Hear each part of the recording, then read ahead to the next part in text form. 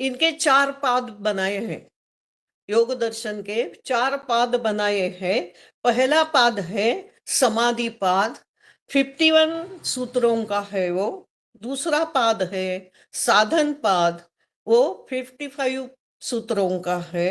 तीसरा पाद है विभूति पाद, वो 55 का है। और चौथा पाद है कैवल्य पाद, 34 सूत्र है इनमें। टोटल इनके सूत्र है 195। और इन सूत्रों में किस तरह हम समाधि तक जा सकते हैं और समाधि के बाद हमारी कौन सी स्थिति आ जाती है, ये सब इन सूत्रों के द्वारा उन्होंने बताया है। योगश चित्तवृत्ति निरोधः, चित्त यानी मन है। मन में शब्द, रूप, रस, गंध तथा स्पर्श से विचार रूपी तरंगे उठती है, हमेशा उठती है। और काम, क्रोध, लोभ, मोह, द्वेष, भय से एक भाव दशा बनती है। और मन में उठने वाली तरंगे और बनी हुई एक भाव दशा, इनको दूर करने के लिए क्या करना चाहिए, ये पतंजलि ने हमें बताया है। और इसलिए वो बताते हैं कि योग चित्तवृत्ति निरोधः, ये सारे भाव दशा और मन की तरंगे जो है ये किससे नष्ट होती है? योग चित्तवृत्ति निरोधः। इनका योग से ही इन चित्त वृत्तियों का हम निरोध कर सकते हैं, उन्हें पार कर सकते हैं। जब मन में तरंगे और भावनाएं रुक जाती है और यानी निरुद्ध होती है, उस अवस्था का नाम है योग। समझ सकता है ना मैं जो कह रही हूँ? आप लोगों को अच्छी समझ तरह। सकते हैं? जी जी जी। हाँ, इन भावदशाओं को और तरंगों को रोकने वाला जो कार्य हम करते हैं उसका ही नाम है योग। भावदशा निरुद्ध होने से क्या होता है? आगे पतंजलि हमें बताते हैं, आत्मा की वृत्तियों के साथ एक रूपता होती है, यानी वृत्ति सारूप्यम इतरत्र होता है। वृत्तियां 5 प्रकार की बताई है और फिर 5 प्रकार ही है ही, लेकिन फिर भी उसके 2 प्रकार है।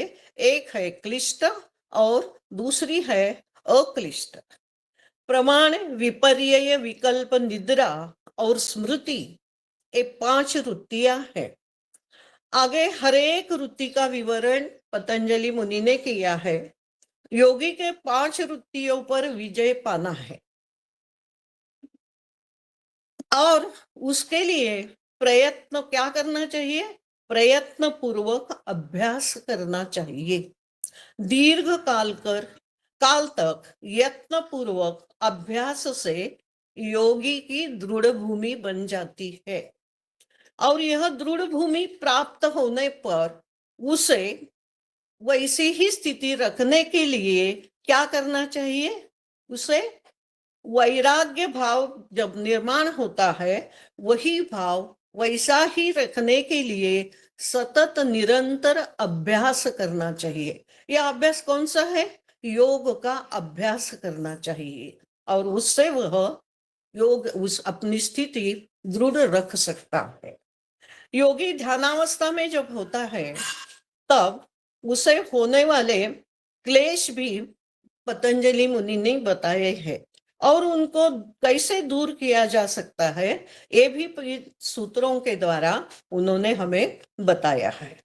लेकिन समाधिपाद महर्षि पतंजलि ने समाहित चित्त वाले और उत्तम अधिकारियों के लिए बताया है, जो योग के लिए योग्य है। समाधि तक जो योगी जा सकता है उनके लिए समाधि पाद आवश्यक है। लेकिन हम तो सामान्य लोग हैं, सामान्य समाज में सांसारिक लोग अधिक है, इसलिए वे विषय वासनाओं से, राग द्वेष से ओतप्रोत भरे हुए हैं। हम लोग कैसे भरे हुए हैं? विषय वासनाओं से, राग द्वेष से हमारा मन भरा हुआ है। इसलिए इस वृत्ति को पतंजलि मुनि ने विक्षिप्त वृत्ति बताई है। सामान्य लोगों की जो वृत्ति है हमारी, उसे कैसी वृत्ति बताई है? विक्षिप्त वृत्ति वाले लोग बताए हैं। इन विक्षिप्त वृत्ति वाले लोगों के लिए धीरे धीरे उनको कुछ न कुछ करने के लिए पतंजलि ने कुछ साधन बताए हैं, और वो साधन है क्रिया योग। क्रिया योग द्वारा धीरे धीरे हम अपने विचार, अपने दोष दूर कर सकते हैं, और इसलिए दूसरा पाद उन्होंने साधन पाद लिखा है। तपस्वाध्याय ईश्वर प्रणिधानानि क्रिया योगा। तप, स्वाध्याय और ईश्वर प्रणिधान यानी ही क्रिया योग है। तप यानी क्या है? तप यानी द्वंद्व सहनम इति तपाहा। द्वंद्व को सहन करना ही तप है। कैसा द्वंद्व होता है? शीत उष्ण का, मान अपमान का, सुख दुख का, भूख प्यास का, इन द्वंद्वों को सहन करना ही तप है। हम कर सकते हैं। सामान्य लोगों के लिए ये आवश्यक है, सहन हम कर सकते हैं। हर रोज के व्यवहार में हमें इन्हें सहना पड़ता है। देखिए, किसान खेती करता है, बारिश में भी जाता है खेत में, धूप में भी जाता है, ठंडी में भी जाता है, यानी वो सह सकता है। क्या? सारी क्रियाएं वो सह सकता है। और वैसे ही ये उसका तप है, किसान का एक तप है। नौजवान ऐसे बर्फीले माथे पर, पर्वत पर बैठे हुए होते हैं, यानी ठंड को वो सह सकते हैं। ये उनका तप है, ये सामान्य लोगों का तप है। लेकिन योगी जब तप करता है तब उसे ये विचार, ये भावना उसे हमेशा तकलीफ देती है, पीड़ा देती है, और इन पीड़ा पर विजय पाना ही योगी के लिए आवश्यक होता है। और तब ही तो जब वह इन्हें पार कर सकता है, तब वही वह समाधि तक जा सकता है। बाद में उन्होंने बताया है स्वाध्याय। स्वाध्याय यानी क्या है? आत्मोन्नति के लिए सहायक साहित्य का अध्ययन, यानी अच्छे साहित्य का अध्ययन करना, हर दिन आत्म परीक्षण करना। अपना हर दिन परीक्षण करना चाहिए। मैं कौन हूं? मेरा कर्तव्य क्या है? भगवान ने मुझे मानव धर्म किस लिए दिया है? ये विचार हमेशा मानव को करना चाहिए। यही क्या है? स्वाध्याय है। स्व अध्ययनम इति ओम स्वाध्याय। ओम अनिता ताई, हाँ ओम सूत्र सूत्र बताकर उसका अर्थ बताओ। सूत्र। हाँ हाँ, बाद में बताना चाहती हूँ। अष्टांग योग बताने वाली हूँ मैं। हाँ ओम। हाँ, सब आज अष्टांग योग लेने, थोड़ी सी पार्श्वभूमि मैं बता रही हूँ, बाद में अष्टांग योग बताना है मुझे। आज हम अष्टांग योग सीखेंगे। और ईश्वर प्रणिधान यानी क्या है? ईश्वर प्रणिधान यानी अपना जो कुछ है वो सब ईश्वर से हमें मिला है, और उसी के लिए मैं सब अर्पण करता हूँ। यही भाव मन में रखना यानी ईश्वर प्रणिधान है। और क्रिया योग बताते हुए पतंजलि मुनि अष्टांग योग पर आते हैं। विश्व के सभी व्यक्ति सुख शांति चाहते हैं, और इस दो तीन दिन पहले हमारे यहाँ पुतिन जी आए थे, और उन्होंने भी बताया है मोदी जी से कि अपने मुलाकात में बताया है कि हमें शांति चाहिए, हम शांति चाहते हैं, लेकिन वो मिल नहीं पा रही है। सब दुनिया के लोग शांति पाना चाहते हैं, लेकिन वो मिल नहीं रही है। इसलिए क्या करना चाहिए? हमें और कुछ पतंजलि की ओर ही हमें जाना पड़ेगा। इसलिए क्या होता है, सर्वात्मक शांति प्रस्थापित करने के लिए जो समर्पित होता है उसे नोबेल पारितोषिक भी पुरस्कार से सम्मानित किया जाता है। तरह तरह के मजहब, पंथ, संप्रदाय इस पर काम करते हैं, लेकिन हमें पूर्ण शांति मिली है क्या? नहीं मिली है। सभी लोगों ने इसके लिए क्या किया है, बहुत सारे प्रयत्न किए हैं, लेकिन ये हमारे धर्म मजहब कुछ शांति के लिए प्रस्थापित नहीं कर सके।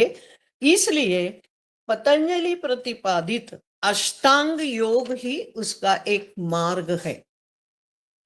अष्टांग योग से क्या होता है? वैयक्तिक और सामाजिक समरसता, शारीरिक स्वास्थ्य, बौद्धिक जागरण, मानसिक शांति और आत्मिक आनंद का अनुभव हम पा सकते हैं। यह कोई मजहब नहीं है, मत नहीं है, संप्रदाय नहीं है, पंथ नहीं है, अपितु जीवन जीने की एक पद्धति है। अष्टांग योग जो पतंजलि ने हमें बताया है वह क्या है? जीवन जीने की एक पद्धति है। इसलिए आज हम अष्टांग योग का जो सूत्र बताए हैं हमें अष्टांग योग के, उनका आज हम अभ्यास करने जा रहे हैं। अष्टांग योग का प्रथम अंग पतंजलि मुनि ने बताया है। अष्टांग योग क्या है? अहिंसा, सत्य, यम नियम, प्राणायाम, प्रत्याहार, धारणा, ध्यान, समाधया, अष्टो अंगानी। ये 8 अंग है। यम, नियम, आसन, प्राणायाम, प्रत्याहार, धारणा, ध्यान और समाधि। ये 8 अंग पतंजलि मुनि ने बताए हैं, उसका विवरण हम करने जा रहे हैं। यम क्या है? यम यानी अष्टांग योग का प्रथम अंग बताया है। महर्षि पतंजलि ने यमु ऊपर में इस धातु से बनाया हुआ यह शब्द लिया है और यम की गणना फिर उन्होंने 5 प्रकार की है। अहिंसा, सत्य, अस्तेय, ब्रह्मचर्य, अपरिग्रह, यमाह। कितने बताए हैं? 5 प्रकार यम के बताए हैं। कौन कौन से हैं? अहिंसा, सत्य, अस्तेय, ब्रह्मचर्य और अपरिग्रह, ये सब यम है। और यम का पालन करने के लिए हमें पतंजलि मुनि बता रहे हैं। अहिंसा, अहिंसा कैसी है? मन की मनसा वाचा कर्मणः, हम अहिंसा करना हमें करना चाहिए। यानी मन, वाणी और कर्म से किसी की ही हिंसा नहीं करना चाहिए। मन की हिंसा कैसी? मन से हिंसा हम कैसी कर सकते हैं? कटु शब्दों के साथ दूसरों को हम बोलते हैं, वह उसके मन की हिंसा है। और वाचा से बोलते हैं, वह उसकी वाचा से की हुई हिंसा है। मन में कुछ उसके बदले, किसी व्यक्ति के बदले हम दुष्ट विचार करते हैं, वह मन की हिंसा है। और वाणी से जब कठोरता हम लाते हैं वाणी में, तब वो वाणी की हिंसा होती है। और कर्म से तो हिंसा करते ही हैं हम, लेकिन इससे भी वाणी, मन से, वाचा से और कर्म से किसी की भी हिंसा न करना यानी अहिंसा है।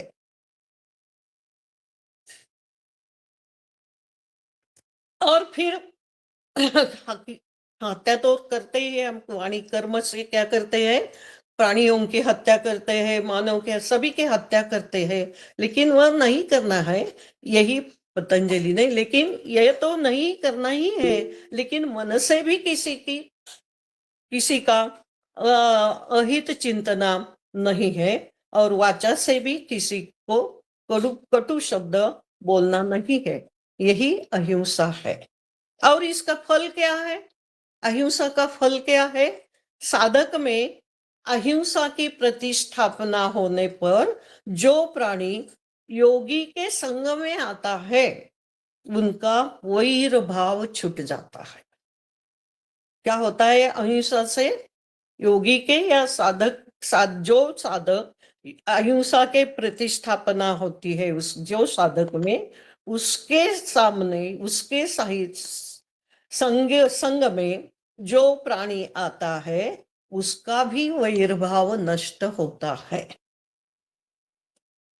योगी पुरुष के सानिध्य में जब कोई आता है, हिंस्र प्राणी भी जब आता है तो उसका वह भाव नष्ट हो जाता है। उदाहरण में हम देखते हैं, जब एकनाथ महाराज, आप लोगों को मालूम होंगे, संत एकनाथ महाराष्ट्र में हो गए पैठण में। संत एकनाथ जनार्दन स्वामी जी के शिष्य थे और दौलताबाद, जनार्दन स्वामी दौलताबाद के किलेदार थे और वहां वे अपना काम करते थे किले पर। और जब उनके सानिध्य में हमारे साहब आए, पहले एकनाथ जी आए और उन्होंने उनसे दीक्षा ली। और वो एकनाथ जी ने उन्हें बताया कि वहां जंगल था, उस जंगल में जाकर हर रोज क्या करना चाहिए? तपश्चर्या करनी चाहिए। भोर में उठकर वो जाते थे और 12 बजे तक, दोपहर 12 बजे तक वहां तप करने के लिए वो बैठते थे। धूप के दिन थे, बहुत धूप था। और एक सांप ने, नाग ने वह देखा कि एक योगी हर रोज यहाँ आकर बैठता है और तपश्चर्या करता है। इसलिए उसके मन में दया आ गई और वो क्या करने लगा? हर रोज उनके ऊपर छत्र धरने लगा, छत्र करने लगा। अपने फणा से क्या करने लगा? वो छत्र धरने लगा। एकनाथ जी से कुछ भी मालूम नहीं था, वो अपने समाधि अवस्था में होते थे और जब वे जाग जाते थे तब वो सर्प निकल पड़ता था। यानी इस योगी के संग में आने से सर्प का वो विषैला भाव नष्ट हो गया है। दूसरा उदाहरण हम देखते हैं, ज्ञानेश्वर जी के पास वो चांगदेव जब आए थे, बहुत गर्विले थे, तो बहुत घमंड था उनको। इसलिए वे कैसे आए? उनके उनके उन्हें मिलाने के लिए एक बाघ पर, टाइगर पर बैठकर आए। यानी उनके वश में योगी थे, चांगदेव महाराज योगी थे, लेकिन उनमें अहंकार हो गया था और अहंकार नष्ट करने के लिए वे ज्ञानदेव महाराज के पास आए। लेकिन कैसे आए? बाघ पर बैठकर आए। यानी उनके वश में था बाघ, वह उनके वश में था क्योंकि वे योगी थे, अहिंसा के पुजारी थे। यानी योगी के सानिध्य में जो आता है उसका वैर भाव, अहिंसा जब वो प्राप्त करता है तब नष्ट हो जाता है। इसके बाद हम देखने जा रहे हैं सत्य। यम का दूसरा भाग है सत्य। सत्य क्या है?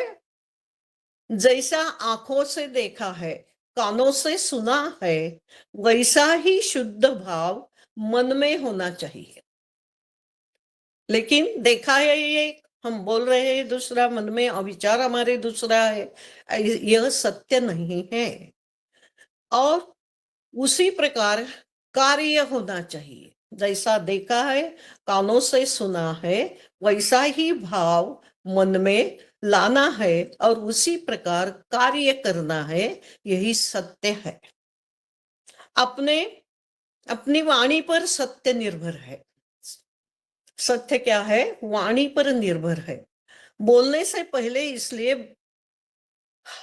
बहुत सारा विचार हमें करना चाहिए, क्योंकि एक बार गया हुआ शब्द और तीर वापस नहीं आते, ये मालूम है हमें। इसलिए बोलने से पहले हमें विचार करना चाहिए। अपना शब्द कैसा होना चाहिए? दूसरों को सुख देने वाला चाहिए। अगर हम कटुवाणी हर बार बोलने लगे या उच्चार करने लगे तो वह सत्य नहीं होता, वो असत्य वाणी हो जाती है। सत्य को प्रकट करने के लिए करने का साधन वाणी है। सत्य को प्रकट करने का साधन क्या है? वाणी है। और योगी की भाषा कैसी होती है? इस साधन पर ही होती है। उसकी वाणी सदैव सत्य होती है, वो कभी भी झूठ नहीं बोलता योगी।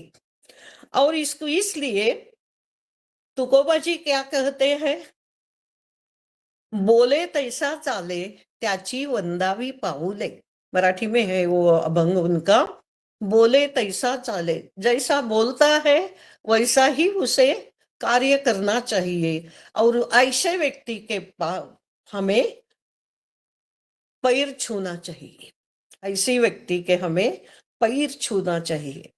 सत्यम वद प्रियम वद, संस्कृत में बताया है, सत्यम वद प्रियम वद। इसका फल क्या है? इसका फल है सत्याचरण करने वाला योगी जो कहता है वैसा ही होता है। उसका अब उसकी वाणी सिद्ध होती है। और इसलिए देखिए हमारे स्वामी जी जो जो बोलते हैं वैसा ही कार्य करते हैं और उनके हाथों से वह कार्य हो जाता है। आज हम देख रहे हैं ऐसे गुरु हमें मिले हैं, इसलिए हमारा यह जीवन क्या है? धन्य हो गया है। उसका फल है सत्याचरण करने वाला योगी जो कहता है वैसा ही होता है।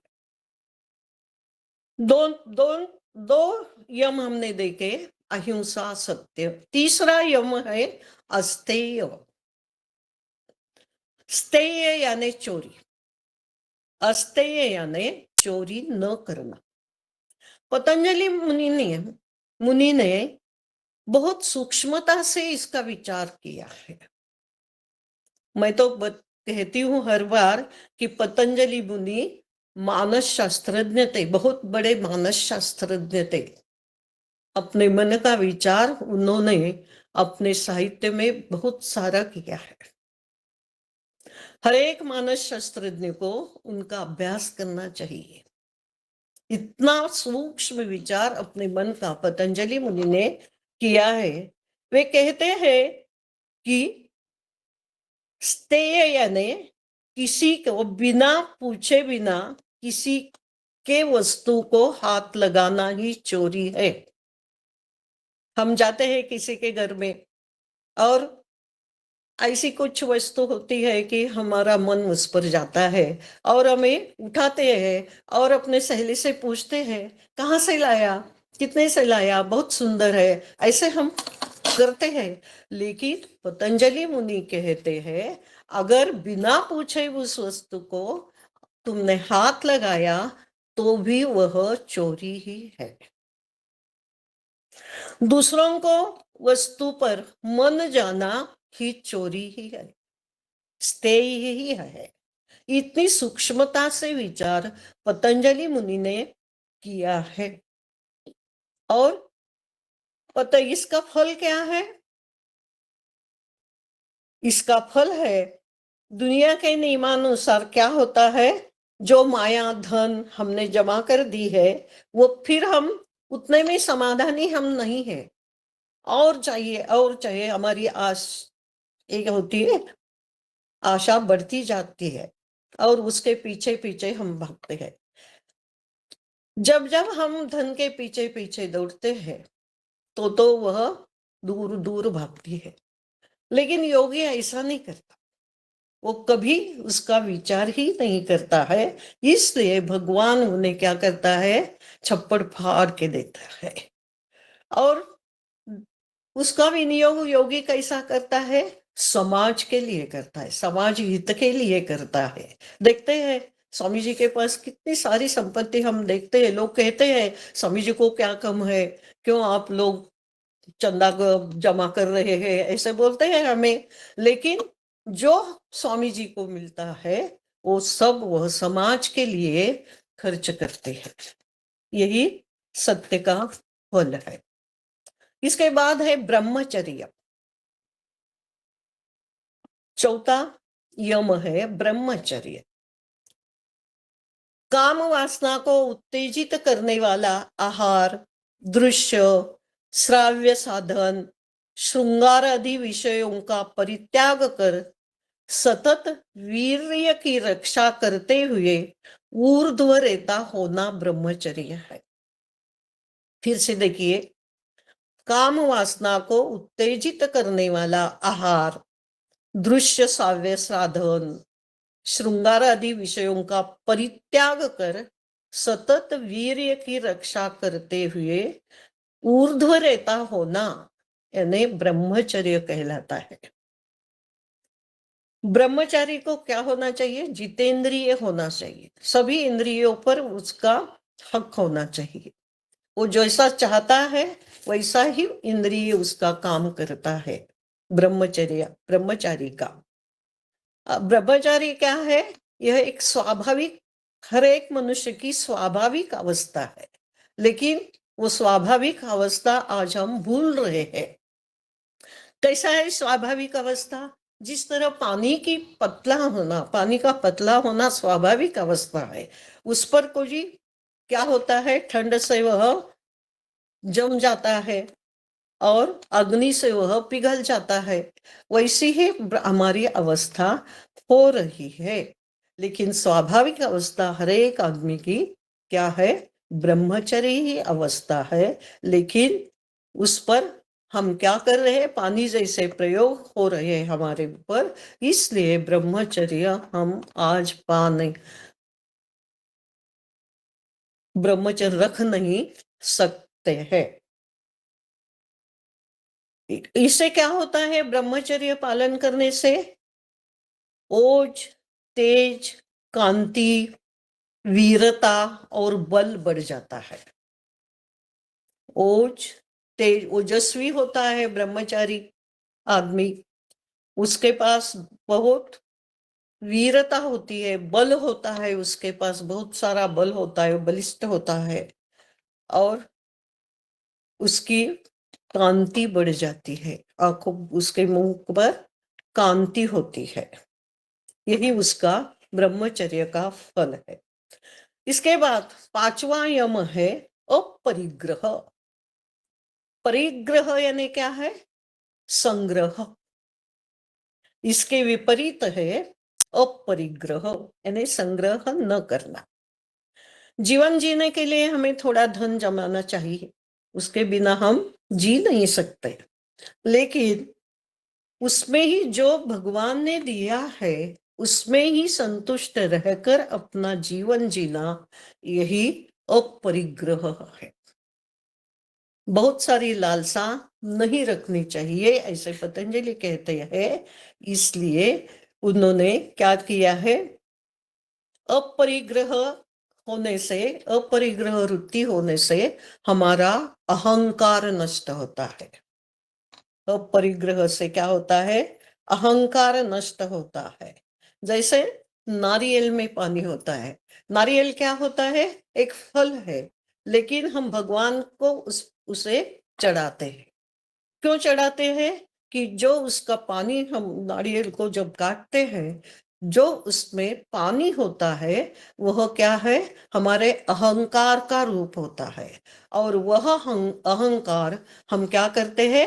पानी के रूप में भगवान को अर्पित करते हैं और भगवान से कहते हैं यही अहंकार तुम मेरे पास मत रखना, आपके पास मैं वो दे रही हूं। इसलिए हम भगवान को क्या करते हैं? नारियल फल चढ़ाते हैं। इसका फल क्या है? इसका फल क्या है? मनुष्य विषय शक्ति से रहित होकर सदा सच्चित्त रहता है।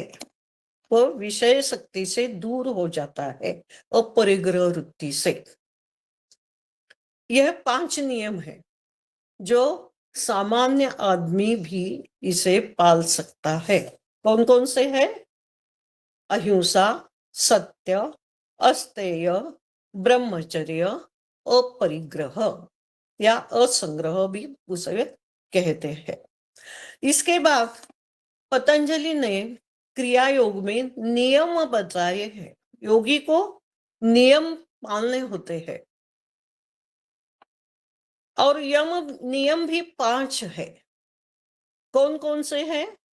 शौच, संतोष, स्वाध्याय, तप, स्वाध्याय, ईश्वर प्रणिधानानि नियमाः। शौच, संतोष, तप, स्वाध्याय, ईश्वर प्रणिधानानि नियमाः। यानी शौच, संतोष, तप, स्वाध्याय और ईश्वर प्रणिधान, ये 5 नियम हैं। शौच यानी क्या है? शौच यानी शुद्धता, शुद्धि। ये 2 प्रकार की होती है। शुद्धि कितनी होती है? 2 प्रकार की होती है। एक बाह्यांग शुद्धि और दूसरी अभ्यंतर यानी अंतरंग की शुद्धि, मन की शुद्धि होती है।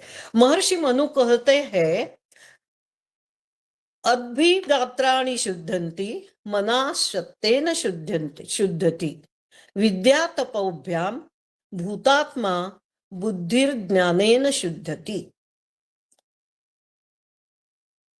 मनु ने बताया है कि जल से शरीर की शुद्धि होती है, सत्याचरण से मन की शुद्धि होती है, विद्या और तप के द्वारा आत्मा की शुद्धि होती है और ज्ञान के द्वारा बुद्धि की शुद्धि होती है। इसलिए आहार से भी हमारी मन की शुद्धि और बुद्धि की शुद्धि भी होती है। इसलिए कहा जाता है, जैसा होगा अन्न वैसा होगा मन, जैसा होगा अन्न वैसा होगा मन। जैसा हम आहार लेते हैं वैसा ही हमारा मन हो जाता है। इसलिए योगी का आहार हमसे भी कुछ अलग होता है। आपने देखा होगा स्वामी जी का आहार कैसा होता है। योगी तामसी आहार नहीं ले सकता, इसलिए उनका मन तामसी नहीं बन सकता। इससे हमारा मन तमस से दूर करने के लिए आहार भी हमें कैसा चाहिए? शुद्ध आहार चाहिए। अशुद्धता की ओर हम नहीं जा सकते, क्योंकि हम योगी बनने जा रहे हैं। इसलिए हमारा आहार शुद्ध होना चाहिए। इसका लाभ क्या है? शौच का लाभ क्या है? अंतःकरण की शुद्धि और मन की प्रसन्नता मिलती है। शौच से क्या होता है? अंतःकरण की शुद्धि होती है, अंतरंग की शुद्धि होती है और मन को प्रसन्नता मिलती है। दूसरा नियम है संतोष।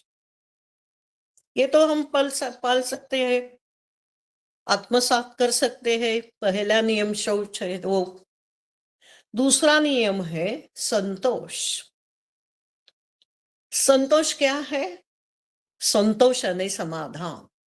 संतोष क्या है? संतोष यानी समाधान। अपने पास जो कुछ साधन है उससे पूर्ण पुरुषार्थ यानी प्रयत्न करके जो फल मिलता है उसमें ही संतुष्ट रहना। मैं बोल रही हूँ, आप लोग समझ समझ रहे हैं ना? हाँ हाँ। किसी जी का एक वीडियो ये नहीं है, वीडियो चालू नहीं है, इसलिए मुझे आपके चेहरे पर जो भाव होते हैं बताते हुए वो नहीं दिख रहे हैं। इसलिए मैं पूछ रही हूँ, क्या आप समझ रहे हैं ना? समझ रहे हैं? सब सुन रहे हैं। जी समझ रहे हैं। जी सब समझ रहे हैं, बहुत अच्छा लग रहा है। ठीक है, ठीक है, ठीक है, धन्यवाद। यानी संतोष हम देखने जा रहे हैं। अपने पास जो कुछ साधन है और उसे पूर्ण पुरुषार्थ से, प्रयत्न से यानी प्रयत्न से जो फल मिला है उसमें ही संतुष्ट रहना यानी संतोष है। अप्राप्त की इच्छा करना क्या है? अप्राप्त की इच्छा की तो दुख हो जाता है, और ईश्वर ने जो दिया है उसका तिरस्कार न करते हुए उसे स्वीकारना, यही संतोष है। संतोष से क्या होता है? संतोष से मन प्रसन्न होता है और समाधान मिल जाता है। अगर संतोष नहीं है तो जीवन कैसा होता है? दुखमय होता है। हमारा मन में संतोष नहीं जब नहीं होता तब हम क्या होते हैं? दुखी हो जाते हैं। इसका फल क्या है संतोष का? संतोष मूलम ही सुखम, दुख मूलम विपर्यया कहा है। संतोष मूलम ही सुखम, संतोष से क्या होता है? सुख मिलता है। और विपर्य जो वृत्ति है वो क्या है? दुख देने वाली है। इसलिए बताया है ठेविले अनंते तैसेची रहावे। इसका संतोषात उत्तम लाभा, इसका फल क्या है? संतोषात उत्तम सुख लाभा, संतोष से सुख मिल जाता है, यही उसका फल है। और सुख का मूल आधार क्या है? संतोष है। बाद में देखते हैं तप। हमने देखा है क्रिया योग में तप यानी क्या है? महर्षि व्यास जी के अनुसार तप यानी द्वंद्व सहनम, बताया है थोड़े देर पहले मैंने। वही द्वंद्व सहनम यानी ही तपा है। अपने सत उद्देश्य की सिद्धि में जो भी बाधाएं आती है उनको सहजता से स्वीकारना और बिना विचलित होते हुए अपने लक्ष्य की ओर बढ़ना, यही तप है। फिर से देखिए, द्वंद्व सहनम इति तपः व्यास महर्षि जी ने कहा है, लेकिन अपने सत उद्देश्य की सिद्धि में जो भी बाधाएं आती है उनको सहजता से स्वीकारना और बिना विचलित होते हुए अपने लक्ष्य की ओर बढ़ना ही तप है। बहुत सारी हमारे जीवन में बहुत सारी हर रोज बाधाएं आ जाती है, लेकिन वो बाधाएं क्या करना चाहिए? बाधाओं को दूर करना चाहिए, प्रयत्न से दूर करना चाहिए और उस पर विजय पाना चाहिए, यही तप है। और अगर हम विजय नहीं पा सके तो हमारा जीवन दुखमय हो जाता है। इसका फल क्या है तप का? तप कितने प्रकार के हैं? शारीरिक तप है, वाचिक तप है, मानसिक तप है, सात्विक तप है, तामसिक तप है और कापालिक भी तप है। इतने सारे प्रकार है तप के, लेकिन उनका अभ्यास हमें करना नहीं चाहिए, अभी का आवश्यकता नहीं है। इसका फल क्या है? तप के अनुष्ठान से अशुद्धि क्षीण हो जाती है, यानी कम हो जाती है। हमारे मन की जो अशुद्धि है वह क्षीण हो जाती है। साधक के शरीर तथा इंद्रिया दृढ़ एवं निरोगी होते हैं। साधक के इंद्रिया और शरीर निरोगी और दृढ़ हो जाते हैं तप से। अगला नियम है स्वाध्याय। स्वाध्याय यानी क्या है? स्व अध्ययनम यानी स्वाध्याय, या स्व अध्याय यानी स्वाध्याय, अर्थात उत्तम अध्ययन, ऋषि प्रतिपादित शास्त्रों का, ग्रंथों का श्रद्धा पूर्वक अध्ययन करना यानी स्वाध्याय है। खाली अध्ययन नहीं करना चाहिए, तो उसका चिंतन, मनन और निधिध्यासन भी करना चाहिए, वही स्वाध्याय है। खाली पढ़कर किताब को दूर करना नहीं है हमें, तो जो पढ़ा है उसका चिंतन करना चाहिए, उसका मनन करना चाहिए और निधिध्यासन करना चाहिए। निधिध्यासन यानी क्या है? हर हर बार जो विचार हमने लिया है उसी का ही विचार, उसी पर ही विचार करना, यही निधिध्यासन है। निधिध्यासन जैसे बैल या भैंस क्या करते हैं, जब वो घास खाती है भैंस, तब क्या करती है, अपने मुंह में वो रख देती है, और पहले वो नहीं चबाती, खाली वो फास्ट क्या करती है, सब मुंह में लेती है, और बाद में वह चरवण करते करते बैठती है।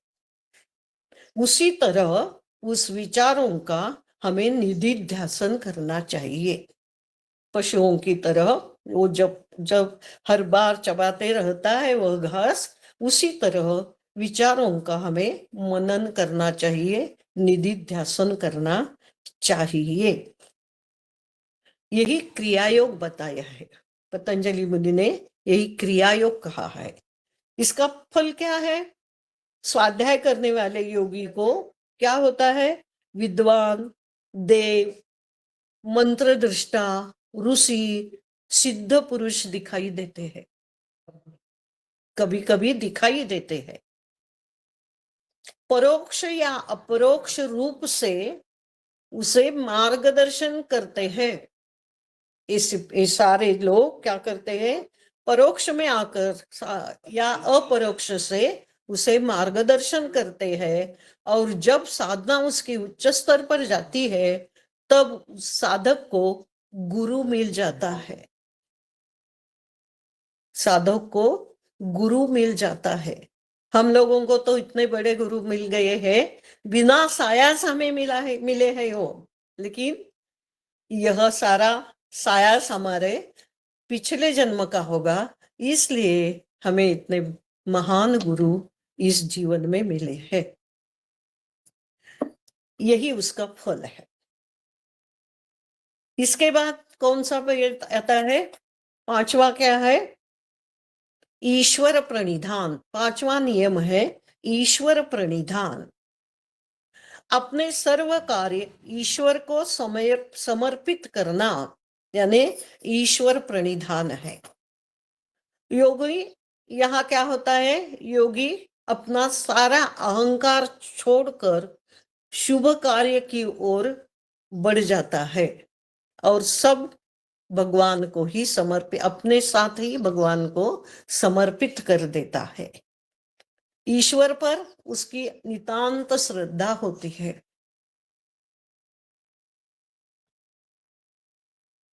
उस पर भगवान पर भरोसा रखकर वह सारा कार्य कर सकता है। इसका फल क्या होता है? साधक को समाधि की सिद्धि का अनुभव हो जाता है, होने लगता है, और सुगम होती है। समाधि तक जाने का मार्ग सुगम हो जाता है ईश्वर प्रणिधान से। हमने देखा, यम देखा, नियम देखा, बाद में आसन। तीसरा नियम कौन सा है? आसन है। स्थिर सुखम आसन। जब हम प्राणायाम करने के लिए या ध्यान करने के लिए बैठते हैं तो हमारा आसन कैसा चाहिए? सुखमय आसन चाहिए, जो घंटों तक हमें बैठना चाहिए। उस आसन से हमें तकलीफ नहीं होनी चाहिए। ऐसा ही आसन हमें चुनना होगा। आसन के बहुत सारे प्रकार, उपासना के लिए प्रकार है। कौन कौन से प्रकार है उपासना करने के लिए? पद्मासन है, भद्रासन है, सिद्धासन है, और सबसे अच्छा है सुखासन, जो हर एक को इस आसन में बैठना आता है। किसी भी एक आसन में बैठकर क्या करना चाहिए? ध्यान करना चाहिए। यही आसन है, या प्राणायाम करना चाहिए। अगर आसन स्थिर नहीं होता तो मन क्या होता है? द्विधा हो जाता है। अगर हमारा आसन स्थिर नहीं होगा तो क्या होता है? मन द्विधा होता है, और मन में द्वंद्व भाव निर्माण होते हैं, विचलित हो जाता है हमारा मन। इसलिए आसन क्या चाहिए? सुखासन या सुख देने वाला आसन हमें चाहिए। इसके बाद कौन सा यम है? प्राणायाम। आसन के बाद प्राणायाम, यम नियम आसन प्राणायाम। प्राणायाम आप लोगों को मालूम ही है, क्या है प्राणायाम? तस्मिन् स्वति श्वास प्रश्वासयो गति विच्छेदः प्राणायामः। आसन स्थिर होने पर श्वास लेने और श्वास छोड़ने की स्वाभाविक गति का विच्छेद यानी प्राणायाम है। श्वास की गति जीवन में अत्यंत महत्वपूर्ण है। क्या करते हैं हम? जब गुस्सा जब हमें आता है, भगवान ने हमें श्वास चुन के दिए हैं, गिन के दिए हैं। अगर हम श्वासों को ज्यादा से उसका प्रयोग किया तो हमारी आयु कम हो जा सकती है। गुस्से में क्या होता है? अधिक हम श्वास लेते हैं और श्वासों के हमारा जो श्वासों की पूंजी है वो कम कम होने लगती है। शांत बैठकर जब हम सांस लेते हैं तो हम कम श्वास लेते हैं, और जब जब कम हर रोज शांत भाव से श्वास लेने से हमारी आयु क्या होती है? बढ़ जाती है। कुत्ता क्या करता है? देखिए, कुत्ता जोर जोर से सांस लेता है, इसलिए उसकी आयु बहुत कम होती है, 10 या 15 बरस तक ही होती है। लेकिन कछुआ क्या करता है? बहुत धीरे धीरे धीरे से सांस लेता है, इसलिए उसकी आयु 300 बरस तक हो सकती है। ऋषि मुनियों की आयु भी सामान्य आदमी से ज्यादा होती है, क्योंकि उनका श्वासों पर नियंत्रण होता है।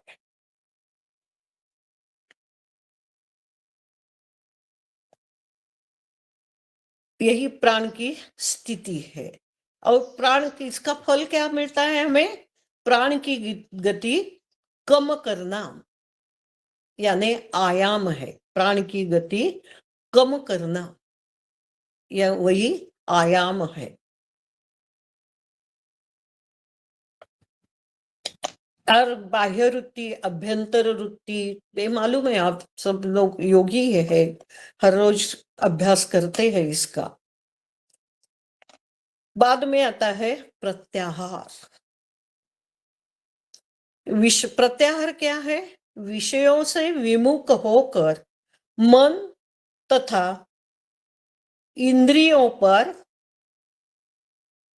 पूर्ण अधिकार होना प्रत्याहार है। क्या है? विषयों से विमुख होकर मन तथा इंद्रियों को अंतर्मुख करना प्रत्याहार है। यानी मन को क्या करना चाहिए? अंतर्मुख होकर मन को किसी इंद्रिय पर स्थिर रखना चाहिए। जब हम प्राणायाम करते वक्त आप लोगों को बताया जाता है, अब ध्यान दीजिए, किसी चक्र पर ध्यान दीजिए, सांसों पर ध्यान दीजिए, यही क्या है? प्रत्याहार है। प्रत्याहार से क्या होता है? प्रत्याहार द्वारा साधक इंद्रियों पर पूर्ण अधिकार प्राप्त कर सकता है। प्रत्याहार से पूर्ण अधिकार प्राप्त कर सकता है। यहां तक हमने देखा कि यम से प्रत्याहार तक हमने बहिरंग योग देखा है। कौन कौन सा? यम, नियम, आसन, प्राणायाम और प्रत्याहार। ये पांच यम है, ये प्रत्याहार तक ये बहिरंग यम है। इसके बाद हम जा रहे हैं अंतरंग यम की ओर। अंतरंग यम कौन से है? धारणा, ध्यान और समाधि। हम धारणा की ओर जा रहे हैं। धारणा क्या है? देशबंध चित्तस्य धारणा। यानी क्या है, प्रत्याहार द्वारा जब इंद्रियों इंद्रियों का प्रत्याहार द्वारा जब मन अंतर्मुख होता है और किसी एक ही स्थान पर दृढ़ होता है, तब वह धारणा होती है। वहां से मन हटता नहीं है। जब प्रत्याहार में किसी एक विषय, किसी एक इंद्रिय पर हमारा ध्यान, किसी एक चक्र पर हमारा ध्यान लगाते हैं, लेकिन प्रत्याहार में थोड़ा थोड़ा लगता है, धारणा में वह दृढ़ हो जाता है। जो हमने किसी इंद्रिय पर या किसी सांसों पर या किसी चक्र पर ध्यान लगाते हैं, वहां उसकी स्थिति दृढ़ हो जाती है, वहां से हम हिल नहीं सकते। किसी किसी पर हम ध्यान लगा सकते हैं, नाभि चक्र पर, हृदय चक्र पर, मूर्धा जोनि यानी आज्ञा चक्र पर, यानी ब्रह्मरंध्र पर लगा सकते हैं, नासिकाग्र पर लगा सकते हैं, जिह्वाग्र पर लगा सकते हैं ध्यान। इनमें से किसी एक पर बिना विचलित होके अपना मन स्थिर करना यानी धारणा है। धारणा से क्या होता है? धारणा ध्यान की पहली पायरी है, नींव है, ध्यान की नींव है धारणा। धारणा ध्यान की नींव है। और बाद में क्या है? ध्यान। ध्यान क्या है? आप लोग हर रोज लगाते हैं ध्यान 1-2 मिनट में। तत्र प्रत्येकतानता ध्यानम, तत्र प्रत्येकतानता ध्यानम। धारणा में चित्त को जिस स्थान पर मन को रोका है, यानी चित्त को रोका गया है, उस स्थान का बोध होना, यही ध्यान है। उस स्थान का बोध होना, यही ध्यान है। हमने नाभि चक्र पर या मणिपुर चक्र पर लगाया है धारणा में ध्यान, और ध्यान में उसी स्थान पर हम दृढ़ हो गए हैं। उस नाभि चक्र का सारा बोध होना, यही ध्यान है। समझ सकते हैं? समझते हैं ना? हाँ हाँ, ओम। जी जी ओम जी। ओम।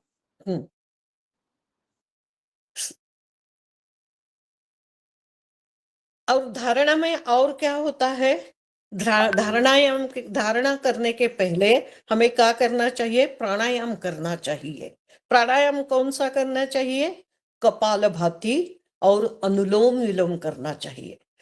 और उसी के सिवा हमारा मन नहीं होता, दृढ़ नहीं हो सकता या शांत नहीं हो सकता। इसलिए पहले हमें प्राणायाम करना होगा बहुत सारा, और बाद में धारणा की ओर हमें जाना है। इसलिए हमारा जो स्ट्रक्चर बनाया है स्वामी जी ने, वो अंत में ध्यान दिया है हमें, अंत में ध्यान दिया है। पहले हमारा क्या है? भस्त्रिका है, कपालभाति है, बाद में बाह्य प्राणायाम है, उज्जाई है, अनुलोम विलोम है, और बाद में क्या है? अनुलोम विलोम के बाद भ्रामरी है, प्रणव ध्यान है बाद में। भ्रामरी, उद्गीत और प्रणव ध्यान। हाँ, उद्गीत बीच में उद्गीत है, और बाद में लास्ट में क्या है? प्रणव ध्यान दिया है। इसलिए अंत में होना, क्योंकि पहले प्राणायाम अच्छी तरह से करना चाहिए। जब अच्छी तरह से हम प्राणायाम एकाग्रता से करते हैं, तब ही हम ध्यान की ओर जा सकते हैं। इसलिए साधक को हर रोज क्या करना चाहिए? प्राणायाम करना चाहिए। प्राणायाम के बिना हम ध्यान की ओर नहीं जा सकते। नहीं तो क्या होता है? हम जब बैठते हैं, बहुत सारे लोग मैंने देखे हैं, बैठते हैं, क्या कर रहे हैं? हम ध्यान कर रहे हैं। खाली ध्यान ऐसे स्थिर बैठने से या शांत बैठने से नहीं होता है। पहले प्राणायाम करना होगा, बाद में वो ध्यान की ओर जाना होगा। इसलिए हर रोज प्राणायाम करना हमारे लिए बहुत अच्छा है, क्योंकि हम योग के पथ पर जा रहे हैं। यह योग का पथ हमने चुना है। उस पथ पर जाने के लिए, उस पथ पर रहने के लिए हमें प्राणायाम की बहुत आवश्यकता है। बाद में ही हम ध्यान की ओर जा सकते हैं। ध्यान की ओर, ध्यान में क्या होता है? अनिता ताई, ओम जब ओम हाँ ओम ओम अनिता ताई, आपका जो वक्त है ना तो 7 से 8 बजे तक है। आपका मार्गदर्शन तो बहुत ही अमूल्य है, लेकिन एक ही है। अब हम अन, हमारा एक ही समाधि। अभी 5 मिनट दे सकते हैं आप लोग? जी हाँ जी। हाँ 5 मिनट, ओम हाँ, ओम खाली ओम समाधि तक ओम। आ रहे हैं हम। ध्यान से क्या होना है, हमें समाधि तक जाना है। यानी समाधि यानी क्या है, यही बताने चाह रही हूँ। और ध्यान से क्या होता है, हमारा मन स्थिर हो जाता है और एकाग्र हो जाते हैं हम। यानी समाधि की ओर हमें जाने के लिए यह ध्यान अत्यंत आवश्यक है। समाधि यानी क्या है? समाधि यानी तदैव अर्धमात्र निर्भासम स्वरूप शून्यम इव समाधि। समाधि क्या है? आनंदमय शांतमय परमेश्वर का ध्यान करना, और ध्यान करते हुए साधक परमेश्वर स्वरूप में इतना तल्लीन या तन्मय होता है कि वह स्वयं को भूल जाता है, खुद को भूल जाता है। ऐसी स्थिति को समाधि कहते हैं।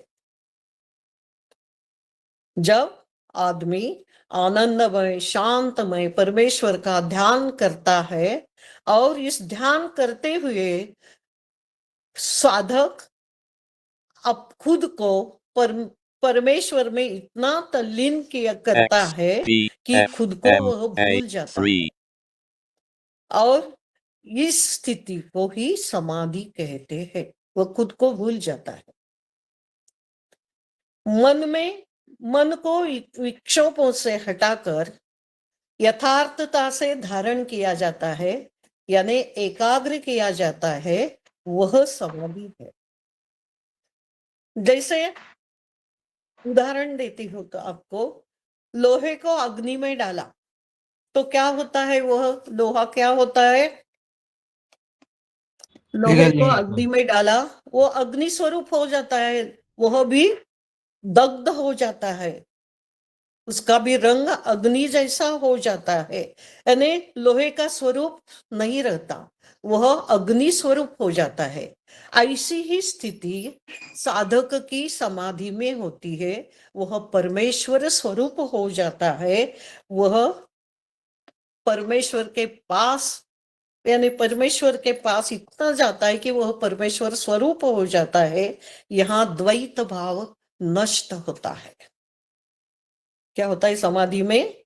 द्वैत भाव नष्ट होता है और साधक परमेश्वर स्वरूप हो जाता है। जैसी नदी समुद्र से मिलती है और समुद्रमय हो जाती है, लोहा अग्निमय हो जाता है, वैसी ही स्थिति समाधि में साधक की होती है। और इसलिए समाधि, धारणा और ध्यान उच्चतम अवस्था है। क्या है? ये तीनों अवस्था उच्चतम अवस्था है। इसलिए एकनाथ महाराज ने अपने जब आरती करते हैं वो दत्तात्रेय की, वे क्या कहते हैं? दत्त दत्त ऐसे लागले मन, लागले ध्यान, हरपले मन, झाले उन्मन, मी तूपणाची झाली बोळवण, एका जनार्दनी हे दत्ते ध्यान। ओम। आप लोगों ने मेरे जैसे सामान्य योगी को आपके यहाँ कुछ मेरे 4 शब्द कहने के लिए बुलाया है। इसलिए अपने आप लोगों को बहुत बहुत धन्यवाद। जो मैंने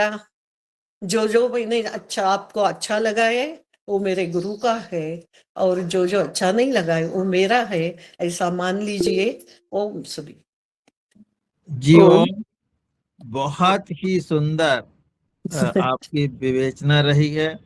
और हम सब लोग जो लगभग 5 वर्ष से इस काम को कर रहे हैं, परंतु हम जो है बहिरंग ही कर रहे थे। आज हाँ। आपने हमको जो है उसमें गोता लगवाया है, जो अंतरंग है। इसके लिए बहुत बहुत धन्यवाद। और इसकी हमें बहुत दिन से आ, अपेक्षा भी थी, और हम ये प्रत्याशा भी कर रहे थे कि किसी दिन, इसीलिए हनुमान